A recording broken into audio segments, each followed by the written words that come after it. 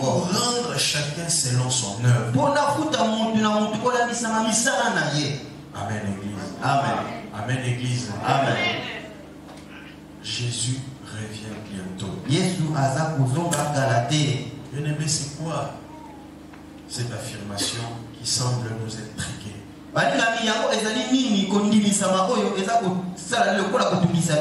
Nous aimons vivre. Quand on parle du retour de Jésus, l'Église semble devenir très froide. J'ai l'habitude de rapporter ici le témoignage, ou plutôt l'histoire d'un pasteur ou un prophète, un serviteur de Dieu avec qui nous avons évolué à une époque.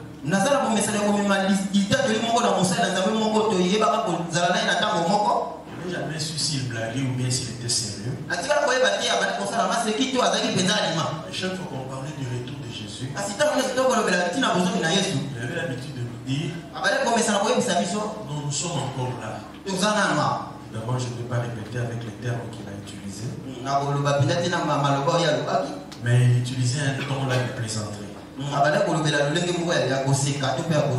Il disait, pasteur, pourquoi vous voulez nous précipiter au ciel?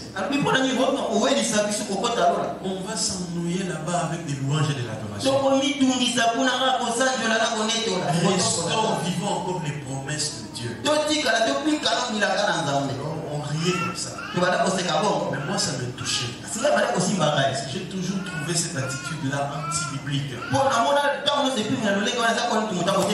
Lisez dans les Écritures, surtout dans le Nouveau Testament, déjà même dans l'Ancien Testament, le peuple d'Israël attendait la venue du Messie.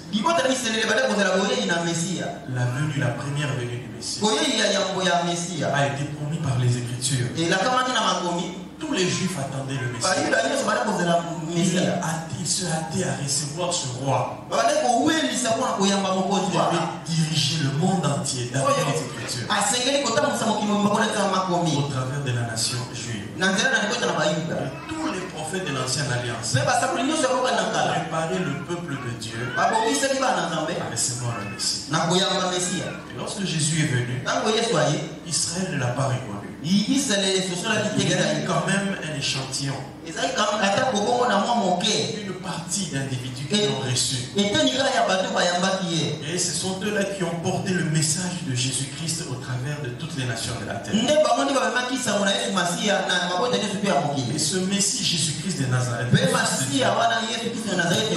est venu avec une mission, celle de sauver l'humanité. Dans sa première venue, pendant qu'il était en train de travailler pour le salut de l'humanité, il a donné un certain nombre de prophéties, des révélations concernant le futur. Dans ces révélations, Jésus-Christ a parlé d'une seconde venue. De sa seconde venue. Il a dit chaque fois le Fils de l'homme reviendra sur la terre. Jésus est venu pour une première fois accomplir l'œuvre du salut. Mais il y a un deuxième retour de Jésus. Jésus va revenir. Et au travers des écrits que nous venons de lire, la parole de Dieu nous confirme que ce n'est plus pour longtemps. C'est bientôt. L'apôtre Pierre nous met en garde contre cette catégorie d'individus qui se moquent de la parole de Dieu et des promesses de Dieu, disant que celle-ci ne se réalise pas facilement ni rapidement. L'apôtre Pierre met en garde ceux-là qui disent que le monde a toujours été ainsi depuis la création. On dit toujours qu'il reviendra, mais il ne reviendra jamais. Pierre.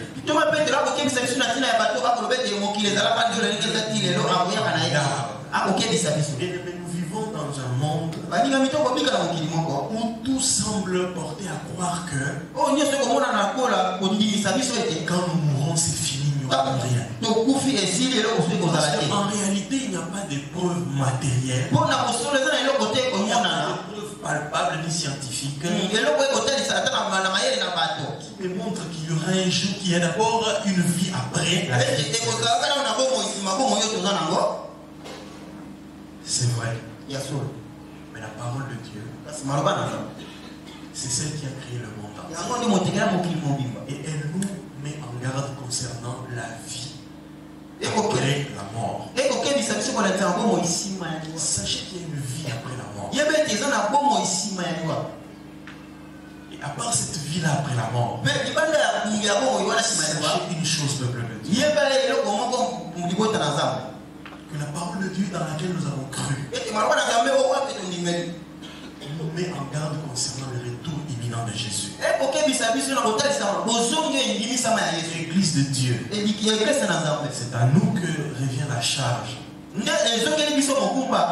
recevoir le Fils de Dieu, de préparer son avènement, d'annoncer sa parole à ceux-là qui ne connaissent pas Jésus. Jésus revient bientôt. Que cela nous plaise ou pas, que cela nous arrange ou pas, même si Satan est contre cela. Mais c'est ça la volonté de Dieu. Que représente le retour de Jésus-Christ? Le retour de Jésus-Christ, c'est le plus grand événement du christianisme. D'abord après la mort et la résurrection de Jésus. Ça veut dire que le plus grand événement, c'est d'abord le fait que Jésus-Christ soit mort et ressuscité. C'était ça. Sa première venue. Pour mourir et ressusciter. C'est le plus grand événement de la chrétienté. Ensuite, il y a la venue du Saint-Esprit. Le deuxième grand événement pour le christianisme. Mais le troisième élément, le plus grand événement de la chrétienté, c'est le retour de Jésus. Le retour de Jésus symbolise la conclusion de notre pèlerinage terrestre. Jésus doit revenir pour mettre fin à notre passage terrestre. Quand Dieu nous a donné son Fils Jésus, ce n'était pas avec l'objectif que nous puissions vivre éternellement ici sur la terre. La Bible nous enseigne que Dieu nous a laissés comme des pèlerins, des passagers sur cette terre. Et ce pèlerinage, ce passage va prendre fin lorsque Jésus va revenir.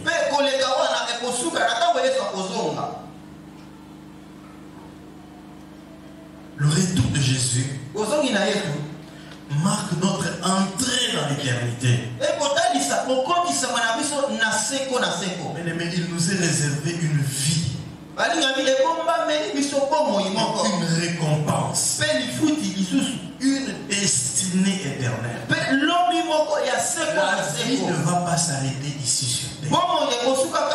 La vie va continuer dans l'au-delà. Le monde invisible.